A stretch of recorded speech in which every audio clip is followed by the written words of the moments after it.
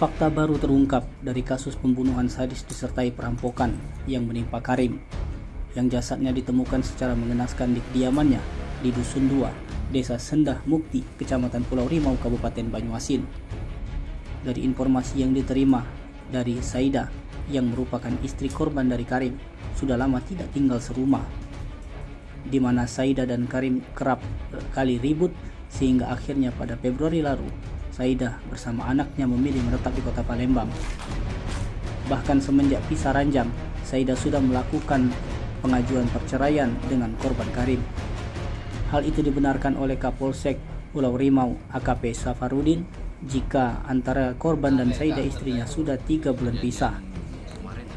Sebagaimana diketahui, setelah menjalani proses visum di RSUD Banyuasin, jasad Karim telah dikebumikan di TPU Blok 7, Desa Sendah Mukti, Kecamatan Pulau Rimau, Kabupaten Banyuasin.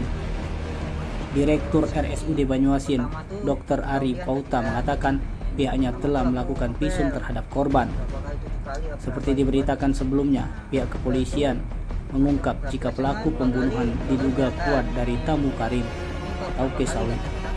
Karim diduga menjadi korban perampokan disertai pembunuhan di rumahnya sendiri di Desa Sendah Mukti, Kecamatan Pulau Rimau, Banyuasin. Jajaran Satreskrim Polres Banyuasin hingga kini terus menyelidiki atas tewasnya Karim, yang jasadnya ditemukan dalam kondisi mengenaskan yang penuh darah, terbaring di kamar dengan tangan terikat serta mulut tersumbal kaos. Itu kalau boleh tahu kronologi dan dugaan sementara itu gimana, Pak? Ya, baik.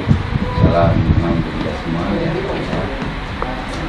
kemarin ya Kamis ya, kejadian kita ketahui jam 10 pagi dari informasi masyarakat atas nama saksi tersebut menyampaikan melaporkan kepada kami bahwa rumah korban almarhum inisial A terbuka, posisinya pintu depan terbuka.